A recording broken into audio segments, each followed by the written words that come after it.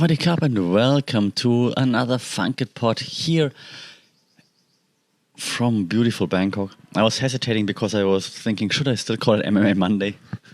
Or should we just call it the MMA Hour? No. So welcome to another MMA edition here for the Funkit Pod. And as always, just in case you're a new listener, viewer, watcher, subscriber, appreciate it. So I'm not just reviewing fights, especially not the UFC fights or Bellator or whatever, because there are 1,000 channels out there that do that. The only fights that I review, the only events that I review are the one events, simply because I live here in Bangkok and I've been following one forever. I've been to almost all of the one events, at least here in Thailand. So I try to bring the fighters a bit closer to those of you who don't know them just yet. And I realized that it's still necessary because I was listening to Luke Thomas in the pre-show on Morning Combat, and they're always doing a great job. But Luke Thomas and Brian Campbell neither had much of a clue about many of the fights, not even the high level fighters. Luke Thomas was saying things like, "I've been told that Superbon is really good." Like, yes, that is true, Luke Thomas. So that's what I'm going to do, and I then usually react to how the media is covering the sport of MMA, because I work in the media field. I teach those things in university, and give a few thoughts on maybe how fighters could use the media better, or which fighters do it well, and so on. So that's just usually my thing that I'm doing here, right? So let's just start with the one recap right away, because one championship events, they start to feel a little bit bigger, don't they? Like, I think one events are starting to feel bigger. At least they get more coverage now on channels such as Morning Combat, for example. Ariel Helwani mentions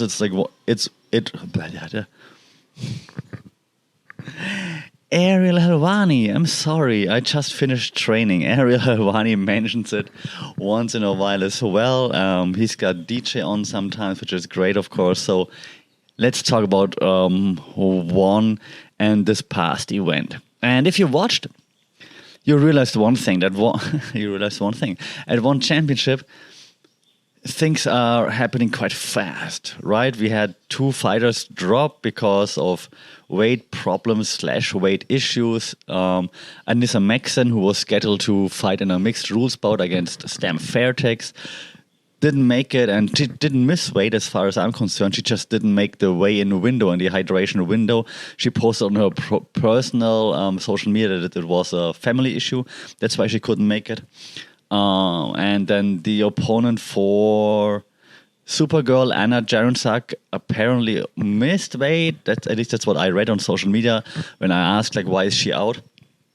And so Supergirl without an opponent, Stam Fairtex without an opponent, let's match them together, like the day before or so. So this is very one, which is cool, right? Fighters fight, which is great. More on this in just a second.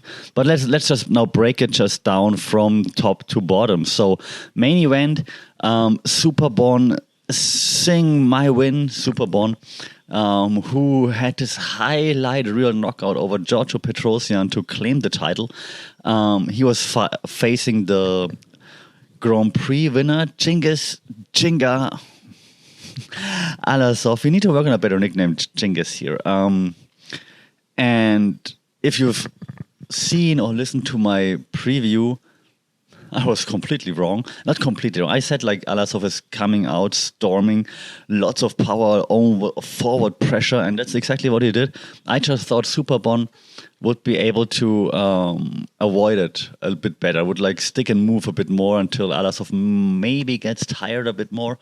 And then I thought Superbon would pick it up. We never came close to that second round knockout. Clean shots, clean punches, well done.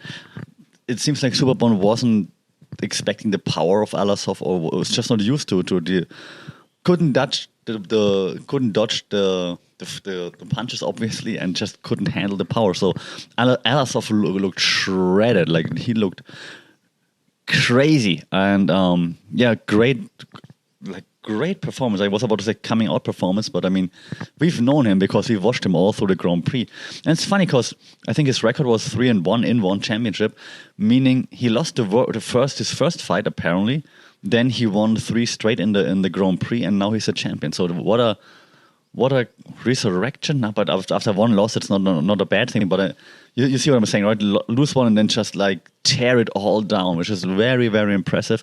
So Cengiz Allazov is for real. Like, he is to quote Joe Rogan, or like paraphrase Joe Rogan, because he probably doesn't know Cengiz Allazov, but Cengiz Allazov is a problem, man.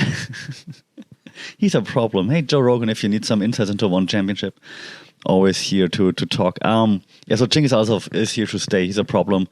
Superbon should probably take some time off to recover now after that nasty knockout. They then shook hands afterwards. You saw some backstage footage where Allazov was checking in if everything is all right. Nice. So congratulations. Can't wait to see him again. Like, this machine. Fantastic. Like, really, really, really, really great.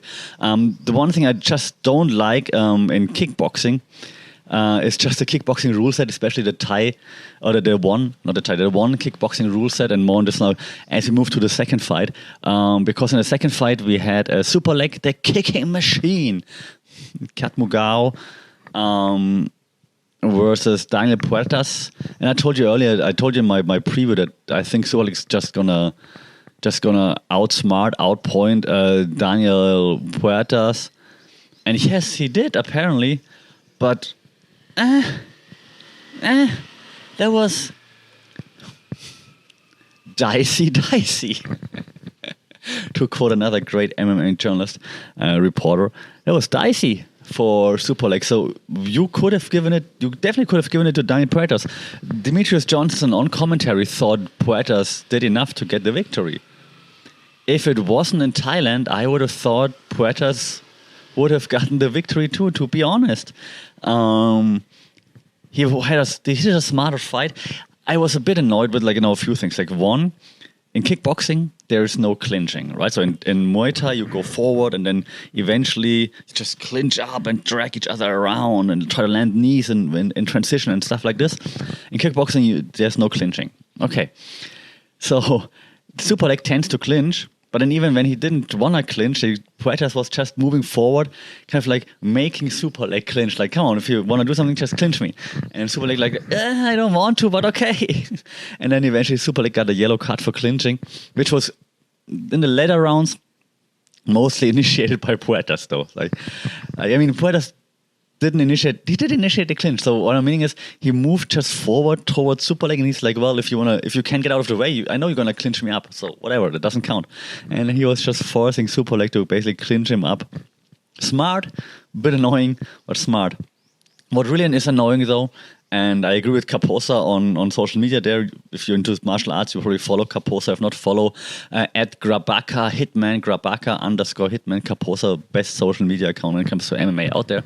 And he said something along the lines like, I don't even remember how he phrased it, but it was something like this. It's weird at one championship, they don't show the scorecards, they don't say this because they just said, you're the winner, the red corner, your winner, the blue corner. Like, what? Can you at least say the scores or something? Like, what's and that's the biggest issue with one championship, like the scoring. Right, so they say unanimous decision, they say split decision, but they don't say the score. So they can just, sometimes it just feels a bit made up. So yeah, that's the one of a few stains on that one championship product, unfortunately. So for the fight itself, Puertas did a great job. Puertas was quite aggressive, like trying to move forward. Superlek, the kicking machine, was kicking loud, lots of leg kicks, and that's what we used to see from him. Leg kicks and kicks to the arm until the arm drops. This time the arm didn't drop. So great job, Puertas. Superlek did land, like especially around 4, I think, he was lighting Puertas up, like, and you thought, oh, that's close to like maybe a standing 8 count or something. That's gonna be, so that was close. But the other rounds were all close, and you could argue that Puertas won a few. Yellow card and also for Superlek. So it was a close fight. But congratulations, Superlek, and I mean, given that the main event didn't go the way it was supposed to go here in Thailand, Bangkok, right? With the Thai winning, it was good that at least in the co-main event, the Thai was winning, like, I guess. We had flyweight submission grappling, and here's where you can hate on me. We had Mikey Musumeci, who is super nice, apparently. He looks super nice, versus Gantumu Bayonduran. I'm not a grappling specialist. I just finished Muay Thai practice, so I'm all about just stand up, man. And it just doesn't do it for me. It was. I'm sorry. I'm a bit bored. Maybe I should. Maybe Luke Thomas needs to educate me on the grappling. I educate Luke Thomas on Muay Thai here in Thailand, and Luke Thomas talks me into grappling, because it was just like Musumeci holding on to that ankle lock forever. And Bayonduran just not tapping. It's like, yeah, you can bend my knee, I don't care. You can bend my leg and my ankle, I don't care, whatever. So it was a bit weird. I did like afterwards, so in the interview, Musumeci was speaking in Thai a little bit. I'm a bit disappointed that the Thai audience didn't really react to it. So he says something like, I love Thailand, and that he's happy, and something like he wants to eat some dum or something, which is the national Thai dish. Was it some dum or pad Thai or whatever? I think some dum, like it's papaya salad. That was fantastic. I was like, that won me over, Mikey Musumeci. You're the man. That won me over. The Thai audience didn't really react to it, which was a bit weird. Also, but more on the audience and also just a moment, because one championship and audiences. Yeah. Okay, but then what else did we? Oh, and he also celebrated with Stamp Fairtex. They had the same locker room. Who's the female Thai superstar right now, right? Stamp, and he was just like hugging her when she came back from her fight that she won. And it's like, yeah, so cool. And it was just nice to see. So he seems to be a really cool person, that Mikey Musumeci guy. So that's cool to have him around.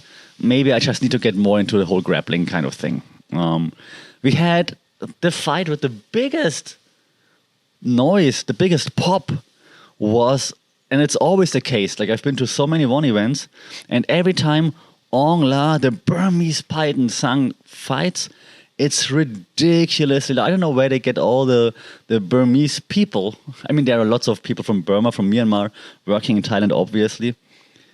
Historically speaking, not the best jobs usually, but they all seem just to come out to when Ong La Sang is fighting here, because I'm not kidding, it's in Thailand, but the Burmese fighter gets always the biggest reaction, the biggest pop. Like I don't know how many times I've seen him here. Probably every time when he's in Thailand, when he fights in Bangkok, I've seen it, when he fought in Bangkok.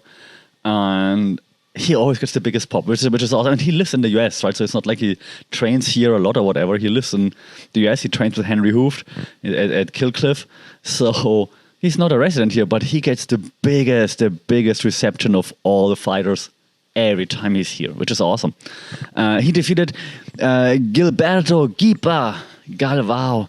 Seriously, guys, we need to work on your nicknames, like Chinggis Chinga, Allazov, Gilberto Gipa Galvao.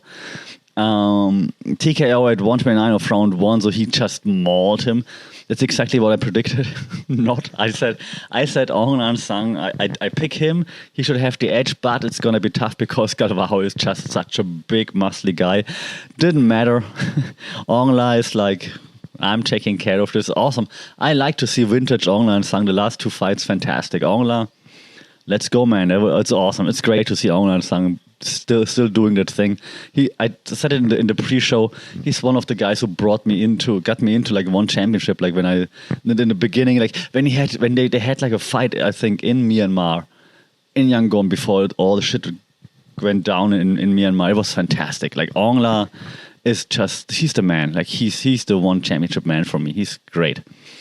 We had a catchweight kickboxing bout between the Phenom, then superstar, the Thai kickboxer or the Thai Muay Thai star number 1, Rod Tang Chit Mung Nong, last minute replacement again. He had to fight the Eagle of Jidu Yibu, and it was a UD. It was a last minute opponent, so maybe that's why I wasn't that prepared for him. But he did his thing. He led in the last round. He was just walking forward and let Yibu hit him in the face a few times, and he just shook it off and just moved forward. So he did just rod tank things, of course.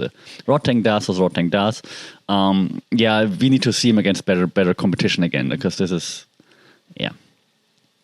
Then before we had Stamp, the aforementioned Stamp, whose opponent, Anissa Maxon, couldn't make it against Anna Supergirl Jaronsak, whose opponent also didn't make it, so they got matched up. So Stamp prepared for a mixed rules, small gloves fight, obviously, and now it was a kickboxing, strawweight kickboxing fight, not even Muay Thai, a strawweight kickboxing fight, and with big gloves. So respect, like on 1 day's notice, switching the sport, basically. So that's fantastic. Like this is so props to both fighters for stepping up here. It was awesome. Supergirl put on a great showing. I think Supergirl obviously is the little sister to Wonder Girl, who's also a one fighter. That's her name. She's a bit more famous because she's like a bit older, had a few more fights. And yeah, so Supergirl, the younger sister now from the same gym, obviously, trained by the same dad. And she had like this close decision win over Vandraeva last time. So this would have been the rematch. But then Vandraeva didn't make it, couldn't make it, wasn't allowed to make it, I don't know. But so Supergirl stepped up big here, like in her biggest opponent as to date. And she was showing out. And there is lots of online criticism and saying that Supergirl probably won the first 2 rounds and Stamp only won the last round. I mean, Supergirl was throwing more, and Stamp didn't seem to be like that well prepared. Maybe she didn't take her serious. She's like, oh, that young girl, I got this. I'm the best Thai boxer ever. I don't know. But great showing by Supergirl. I also think if she would have won, you could not complain. In the end, Stamp got the nod because she's Stamp, and she clearly won the 3rd round, and she did land power punches in between. It's not like she didn't land anything. You could just argue Supergirl landed more, was pressing more. But hey, it was both great. Props to both athletes for stepping up on short notice and taking a completely different fight for both of them. So that's fantastic. So real props to them. That's great. Stamp then got the $50,000 fight bonus. I think in this case, and it was not a knockout, right? So in this case, do this throwing money around all the time, like Chatri, the CEO of One. Like give Supergirl the bonus too. Like, what are you doing? Like, seriously, that was a bit like, come on. It's a controversial win, so if you wanna, I don't know, give something to that fight, give it fight of the night. Give it something. Give both something. Don't just I don't know, give something to the fighter that won a controversial decision. Right? It was a split decision win, and then you give $50K to the split decision winner. It means like at least one judge saw it that the other one won. Like, it doesn't make much sense to me. So yeah, that's just weird. It just shows like it's Stamp always gets the $50K. So dude, be nice, like, and it's Supergirl. It's not like it's some random fighter. It's Supergirl. Like, you want to have that gym around for longer, probably, where Supergirl and Wonder Girl come out from. So, didn't sit well with me. What else do we have? We had Gary Tonin back in action, and he... I'm glad he did, because he defeated Johnny Nunez. Isn't Johnny Nunez the husband? Boyfriend? Fiancé? I don't know. It doesn't matter. Anyways, we talk about Johnny Nunez, not about his wife. So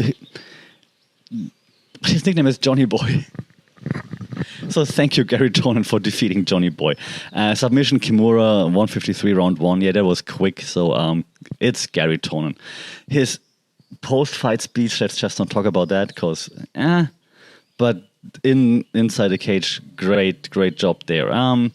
First bout of the night was Shoko Sato versus the fighting god Kim Jae-woong, which was interesting, which was close. Some weird decisions also in there with like a yellow card again. I thought Kim Jae-woong did enough, but it was a UD for Shoko Sato. So It's not a robbery, definitely not. Like I said, I thought like in the end maybe Kim Jae-woong would have done enough, but it wasn't. So that's all right. Kim Jae-woong looked disappointed because he thought he did enough too, but you can give it to Shoko Sato. That is not a robbery. Then they had a few minutes of silence in between for Victoria Lee, who sadly passed away. We talked about this in the previous show. Also, props to the UFC for acknowledging this. They also paid tribute to Victoria Lee. Props to Dan Ige at the UFC fight that just ended like a few hours ago, who also dedicated it to Victoria Lee. He said all the best to the family. So props there. Dan Ige from Hawaii, where the Lees are located. So props there. But more on the UFC in just a second. That was one championship. Next one, overall, again, the events overall are great. I think the one events overall are great. They're fun. And they showed the line, the queue for the meet and greet with Mighty Mouse. And oh my God. All around the arena, people were queuing just to take a picture with Mighty Mouse. Fantastic. So you can see it's catching on here. So good job there, one championship. Next one is in, I think, 1.5 months or so. So we're going to talk about this once it's coming closer again, obviously. Okay, that's enough. One championship.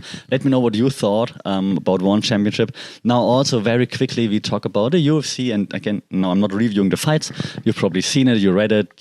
Dan Ige got the victory, like nice walk-off knockout.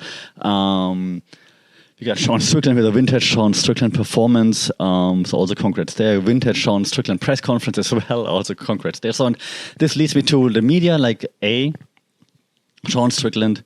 Think about him what you want. He's grown on me. I like him by now. He uses the media to perfection. I said in the last podcast, he doesn't do a lot of media, but when he does it, it makes sense, right? So and actually, he does. By now, he does a lot of media, like on his own. He posts lots of stuff on his own. He does interviews with the Schmo, with Helen, which are hilarious, and he always asks Helen like about what Asian she is, and she tells him every single time, and then he just makes fun of it. And I think you can do that. Like, is it racist? If you want it to be, then maybe it is. But if you're joking around with your friends and they seem to be friends by now, right? So then maybe it's just busting balls, and I think that's okay. It's just the same thing that he does with Chris Curtis, right? So I do this with my friends here in Bangkok too. They make German jokes with me that you could call insensitive if you want to. I make jokes with them about their cultural heritage that you might call insensitive, but that's what you do with friends. So I think Sean Strickland just being who he is and having fun with it is just cool, and it's nice to see. It's refreshing. It's different. Good job, Sean Strickland. What else? Oh, yeah, sure. So then T-Mobile announced Jones versus Gane before the UFC could do it. If this would be Ariel Helwani, they would be banned for life, but because you need the arena, you can't ban them. So, hey, lucky T-Mobile. So they leaked that too soon. But yeah, Jones versus Gane, nice distraction from the New Year's Eve incident with Dana White, and that there are still no repercussions. Now more outlets talking about it. Like even Stephen A. Smith changed his stance a little bit. I wonder why, Stephen A. After people hating on you? Really? We're changing our opinion all the time, which is nice. It's fantastic. So now a few more outlets are reporting on it. ESPN people talking about it in a different way. Criticizing a little bit, not too much yet, but yeah, it's still nothing's going to happen. We know that. So here, just a reminder: don't forget, Dana White slapped his wife on New Year's Eve twice at least. Yes, she slept first. Doesn't really matter to me. I think he slept, and nothing happened afterwards. Nothing happened afterwards. So we always remember that. Okay, but now we have to fight Jon Jones versus Cyril Gane, which means Francis Ngannou is released. There's no matching clause, no nothing, so he can do whatever he wants right away. What do I think about it? Not that anyone cares, but what do I think? I think terrible use of the media from both sides. Now Dana White tries to portray Francis Ngannou as someone who's scared to fight the best of the best. Please. Francis Ngannou, I haven't heard anything from his side yet. They're gonna come out probably then on Ariel Helwani next week, I assume. Then talking about their side of the story. Ariel's gonna hate on Dana because, like, even if it's the highest paid heavyweight in the world in history, that doesn't mean much. Blah blah blah. I think, look at where you're coming from. And I don't want to sound like a UFC shill or something, right? And I'm certainly not. And yeah, I'm all for get all the money in the world. But if this, he is a millionaire. He would have been a multi-millionaire after this. If you fight Jon Jones, it sells all the pay-per-views in the world. Probably the most sold pay-per-view ever, I guess, now. Jones, heavyweight. Ngannou, you kidding me? More than Lesnar, probably. So, more McGregor-ish, probably. So, shitload of money there. You're set for life. Do you really want to then now just not do anything and hope for a big boxing fight? And is there still interest to see him fight Tyson Fury? I don't know, like for me, maybe it's me as the purist, like I'm not a big boxing fan per se. So I would assume Tyson Fury just kills Francis Ngannou within like a few rounds. If it's just boxing. So, not really high on. I would have loved to see Ngannou, like, because I really liked his last fight against Gane. Like when he went for the takedowns, like, oh my god, wow, he's still improving. It would have been cool to see like how far he can take it. He went from like the guy with all the power to the guy that's smart, which is great. So I would have loved to see it. But hey, I'm not here to talk about like fights or in the UFC, as I said earlier. So from a media point of view, now the UFC tries to frame Ngannou in this one light, which hardcore fans probably don't believe in. And so I'm sure within the next week, probably on a Helwani show, we will get some clapback from the Ngannou camp, I'm sure. Probably Francis on the programming himself, I would assume. Let me know what you think about the whole Jones, Ngannou, Gane thing. What do you think about still the Dana White story? Can we move on? Should we move on now, like 2 weeks later? Or are we trying to put the finger in the wound until something happens? Let me know your thoughts, as always, at FunkitPod on social media, funkitpod@gmail.com if you want to write a love letter via email. Like, share, subscribe, that would be appreciated. Rate this thing, this would also be appreciated, because it leads to a bigger audience, and then we can have bigger discussions about all those things. That would be cool. Until then, as always, stay safe, take care, keep your guard up. We'll talk soon. Saudi Cup.